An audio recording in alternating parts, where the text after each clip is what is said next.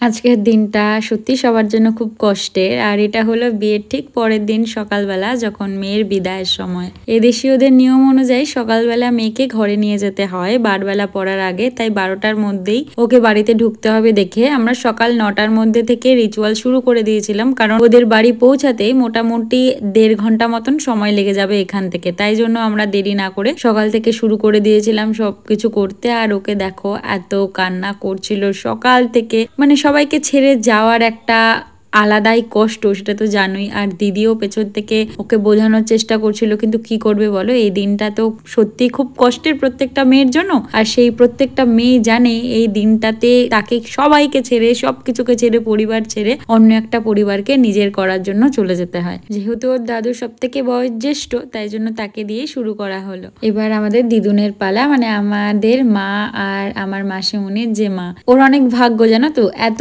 দূর থেকে ওর ঠাম্মা, দাদু, দিদা সবাই বিয়েতে প্রেজেন্ট রয়েছে। কিন্তু কি বলতো, তারপরেও বিয়ের পরের দিনটা মেয়েদের যে কষ্টটা, সেটা হয়তো সেই কষ্টটা সেই মেয়েটা ছাড়া আর মা বাবা ছাড়া আর কেউ বুঝতে পারে না। যেহেতু অনেক লোকজন ছিল, তাই জন্য সবাই একটু আশীর্বাদ করতে চাইছিল, কারণ লাস্ট বারের মতনই তো এইভাবে আশীর্বাদ করবে, আর তো পারবে না। আর ওকে দেখে এত কষ্ট হচ্ছিল সকালবেলা, সারা রাত না খাওয়া, সারা রাত জাগা, তারপর এরকম পাগলের মতন কান্না করেই চলেছে। আজকের দিনটা খুব একা ফিল করছি, আর খুব কষ্টও হচ্ছে, কিন্তু কিছু করার নেই জানো তো। আর এইটা এতটা ওর সাথে অ্যাটাচ ছিলাম, কি আর বলবো। এরপর বড় মামা আসলো আশীর্বাদ করতে, কিন্তু ওকে কোনোভাবেই থামানো যাচ্ছে না। ও কন্টিনিউয়াসলি একইভাবে কেঁদেই চলেছে। কিন্তু কি বলতো, এইবারটা এত কষ্ট হচ্ছে আজকের দিনটা, কিন্তু কি যেহেতু ওকে চুপ করাতে হবে, সেই জন্য আমরা সবাই হয়তো চুপ করে আছি, কিন্তু কিছু করার নেই। কষ্টটা তো ভেতর থেকে আটকানো যায় না। আর ও কান্নাটা একটু আলাদাই, আমরা দুই বোনই খুব ইমোশনাল, তাই জন্য খুব অল্প কিছুতেই না খুব ভেঙে পড়ি। আর এইভাবে চলে যাওয়াটা তো সত্যিই খুব কষ্টের না। তারপরে আমাদের বড় মামি আসলো সে আশীর্বাদ করার জন্য। আজকের এই মেয়ে বিদায়টাকে কেউই খুব ভালোভাবে মেনে নিতে পারেনি, সবারই কষ্ট, দুঃখ, চোখের জল, মনের কোনায় সেই কান্না এসেই গেছে। কিন্তু কিছু করার নেই, ওর মুখের দিকে তাকিয়ে সবাই নিজেকে একটু সামলেছে আর কি। সবার একটাই চাওয়া পাওয়া, যেন ওদের দাম্পত্য জীবনটা খুব সুখের হয়। তোমরাও আশীর্বাদ করো ওরা যেন খুব সুখে শান্তিতে ভালোভাবে হাসি খুশি মজা করে সারা জীবনটা কাটিয়ে দিতে পারে একসাথে। এত বেশি কান্না করছিল, আমরা বলছিলাম তুই অসুস্থ হয়ে যাবি প্লিজ আর কাঁদিস না, কিন্তু মন কি মানে। তারপরে আসলো সেই কাকু, যে সারা দিন ওদের জন্য দিন রাত পরিশ্রম করে, যারা ছাড়া হয়তো ওদের বিয়েটাই অসম্পূর্ণ থেকে যেত, সেই মানুষটার আশীর্বাদ। সত্যি বিশ্বাস করো যে নিজের লোকরাও হয়তো এতটা করে না, এই কাকু যা করে ওদের জন্য, নিজেরই বলতে পারো এখন পুরো নিজের লোকই হয়ে গেছে। যে তরুণ মামা বলি, সেই মামা ওর জেঠু হয় আর কি। সবাইকে ধরে সেম ভাবে কান্নাকাটি সবকিছু। কিন্তু তার মধ্যে একটা ভালো জিনিস জানো তো, অনেক পয়সা করেও কিন্তু পেয়েছিল আশীর্বাদ করার পর। তারপরে আসলো সব থেকে ইমোশনাল আর ইম্পর্টেন্ট মানুষ, যাকে দেখে ও আর নিজের কান্নাটা আর থামাতে পারেনি। কারণ সারা দিন বাবাকে কত কিছু বলেছে, মেশোকে এত মুখ ঝামটা এত কিছু বলে, সমস্ত কিছু ওর মেশোর ওপর। আর এই মেশো তো মানে কি বলবো, এত ইমোশনাল ও হয়ে গেছে, এত ইমোশনাল। আর মেশো তো দেখে নিজেকে শুধু আটকে রেখেছে আর কিচ্ছু না। আর হয়তো আজকের পর থেকে মেশো এই যে ওর মুখ ঝামটা, ওর চুপ করে থাকা, ওর বকবক করা, মেশোর ওপর এত চিল্লানো, এগুলো আর করার কেউ থাকবে না। এগুলোই মেশো মিস করবে। এরপরে আসলো আরেকজন ইম্পর্টেন্ট মানুষ, মেয়ের মা। আর মনি মাকে এত ভালোবাসে, মানে মাসি মনিকে খুব ভালোবাসে। আর এই দেখে মনিকে দিদিও আর সামলাতে পারেনি, দিদিও কান্না করে দিয়েছিল। দেখো ও মাসিমণিকে দেখে কিরম পাগলের মতন কান্না করছে। মা এসে টেনে দুজনকে নিয়ে গেছে, কারণ নাহলে দুজনকেই থামানো যাবে না। তারপরে এসছে ওর আরেকটা ইম্পর্টেন্ট মানুষ, যে ওর কোল্ড ড্রিঙ্কস এর পার্টনার, যার কাছে ওর শুধু দাবি থাকে কোল্ড ড্রিঙ্কস এর। তাকে ধরেও সে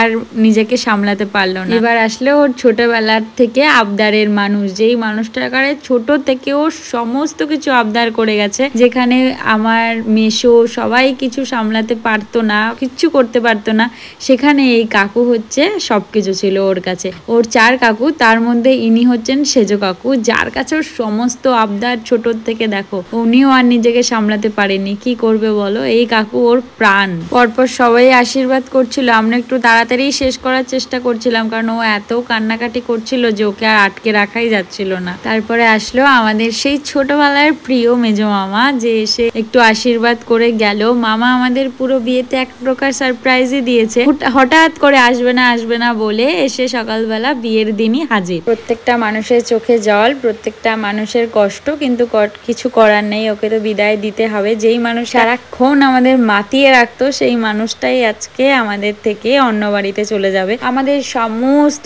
আড্ডা, সমস্ত যা হতো সেগুলোর মধ্যে আজকের থেকে আর কোথাও মনি থাকবে না। ব্যাস, এবার আসলো সেই ব্রহ্ম মুহূর্ত, যেখানে মাকে কনকাঞ্জলি দিয়ে বেরিয়ে যেতে হয়, মায়ের ঋণ শোধ করা, যেটা কোনোদিনও কোনো মানুষ পারবে না শোধ করতে। কিন্তু ওই যে আমাদের বাঙালির নিয়ম, যেটা বলতে হয় করতে হয়, কিন্তু ওকে দিয়ে কিছু বলানো হয়নি, শুধু ওকে জাস্ট চালটা দিয়ে মাসিমণিকে বলা হয়েছিল চলে যেতে। আর ও তো এত কান্না করছিল, মানে আমরা ওকে ধরে রাখতে পারছিলাম না। এই দিনটার কষ্টটা যে প্রত্যেকটা মেয়ের জীবনে কেমন করে আসে আর কতটা কষ্টে, শুধু সেই মেয়েটা আর তার বাড়ির লোকই জানতে পারে, আর তার বাবা মাই বুঝতে পারে, আর কারোর পক্ষে হয়তো সেটা বোঝা সত্যি সম্ভব না। আর এদিকে মনিদের গাড়িও চলে এসছে, প্রায় অলমোস্ট বাইরে দাঁড়ানো। ওকে এখন গাড়িতে তুলে আমাদের বিদায় দেওয়ার পালা আর কি। ব্যাস, ওরা চলে গেল। এবার আমরা একটু রেস্ট টেস্ট করে বিকালে বেরিয়েছিলাম বিশাল বলে এখানে একটা মার্কেট আছে সেইখানে, কিন্তু এখানে গিয়ে দেখি প্রচুর স্টক আর প্রচুর ভিড়, প্রচুর রকমের জিনিস। এখানে সানগ্লাসেস ছিল,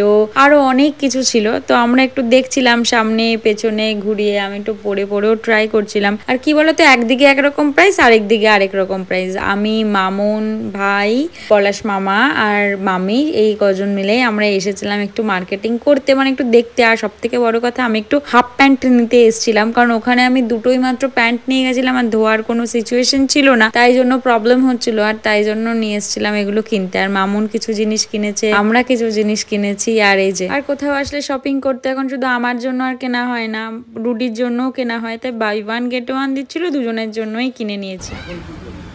এটার জন্য অনেক কষ্ট করতে হয়, কিন্তু এমনি এমনি হয় না। তুমি কিন্তু ভাট কম বকো।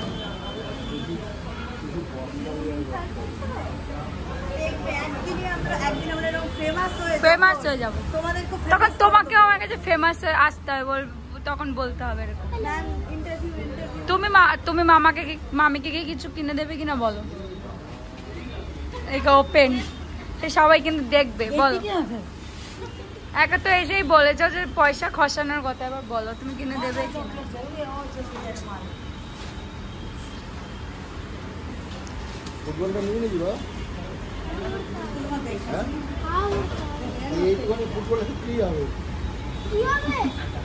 ফুটবল কোনটা বড় হয়? ওকে তো ফুটবলে ভর্তি করে দেবো। এইটুখানি ফুটবলে কি হবে? এই ফুটবলে স্যার তোকে মাথা মনে করে লাভ নয়।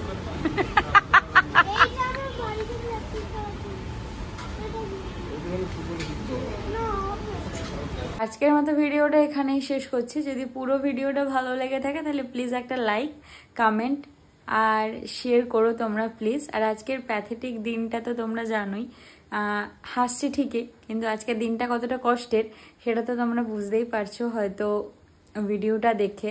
কারণ একটা ঘরের মেয়েকে আজকে অন্য ঘরে চলে যেতে হলো। আমাদের পুরো আড্ডার মাঝখানে আর মনি কখনো থাকবে না, মনিকে নিয়ে আলোচনা হবে কিন্তু সেখানে মনিই থাকবে না। আর এখন থেকে হয়তো আমরা সারাক্ষণ মনিকে নিয়ে এই সেই এটা ভাববো, মনি ওখানে কি করছে, এই করছে সেই করছে, কিন্তু ওখানে থাকবে না। আর মনি ওখান থেকে চিন্তা করবে যে আমরা এখানে কি করছি, আমাকে নিয়ে হয়তো আলোচনা করছে কিন্তু আমিও ওখানে প্রেজেন্ট নেই। এটা একটা খারাপ লাগার জায়গা। ওখানে গিয়ে নতুন সংসার, নতুনভাবে গোছানো সবকিছু হয়তো মেয়েরা মানিয়ে নেয়। মেয়েরা তো পাত্রের মতন, যেই পাত্রে রাখা হয় সেই পাত্রের আকার ধারণ করে। তো এটাই নিয়ম মেয়েদের, তো কিছু করার নেই। তো চলো আজকে এখানেই শেষ করছি। Tata, good night, bye bye, C the next one. আবার কালকে একটা নেক্সট পার্টে দেখা হবে। Tata, bye bye.